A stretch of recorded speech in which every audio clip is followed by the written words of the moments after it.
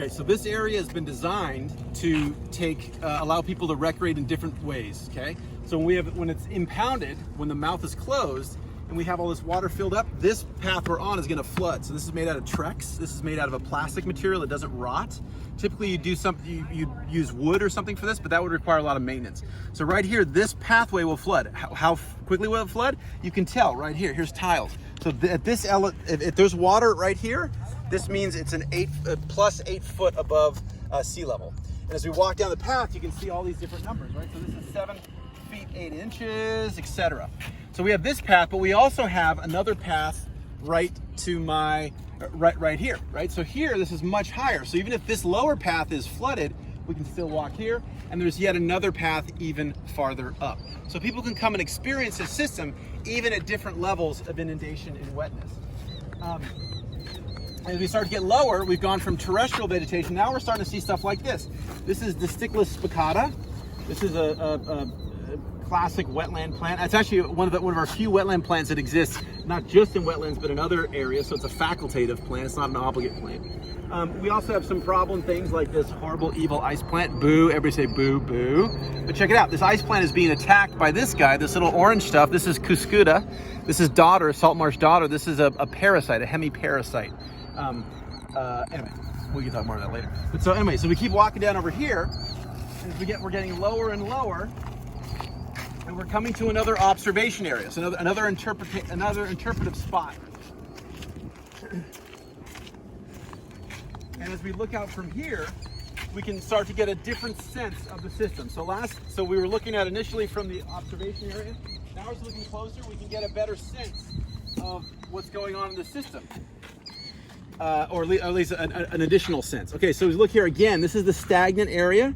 This is hot, late part of the summer. This is the most stagnant, most nastiest time of the year that we'll find in these types of systems. So we have a lot of, this is Enteromorpha and ulva, green alga that have bloomed, and they've gotten really abundant, and they're starting to decay back. So you can see some of this is bright green. Other parts of it are brown, indicating it's dying back or it's dead. And we can also see that there's different elevations. So as we go into the middle of this area, it's relatively flat. We can see what looks to be, hopefully you can see in the video, what looks to be sort of dark colored, that's actually mud flat. That is the bottom of the soil, right? The top of the soil, of the sediment. And then as we come this way, we see that this area over here is actually deeper. So having this heterogeneity is really important. You don't want to have, in an ideal, rarely do we have it that this whole system is deep water or this whole system is totally shallow. It's much more typical to have this patchwork area where we have some areas high, some areas low, etc.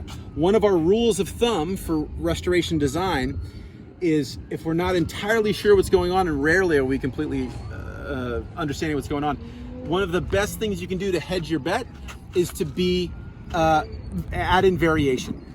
Don't know what the best height is going to be? Let's have a little bit high, let's have a little bit low, let's have a little bit of medium. Don't know what size of island is the best? Let's have some big islands, some middle islands, some small islands. That's going to increase our probability of having at least one of the right combinations there right now. 2, as we look at changing through time, that could be because of stressors and fragmentation and disturbance elsewhere in the watershed. That could be because of climate change, whatever.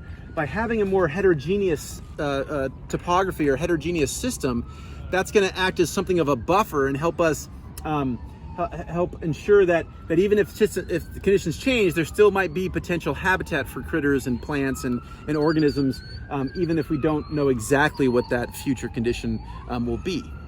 So this is now right here. We're on more of the western edge of the lagoon, and we're going to go see another site in a second.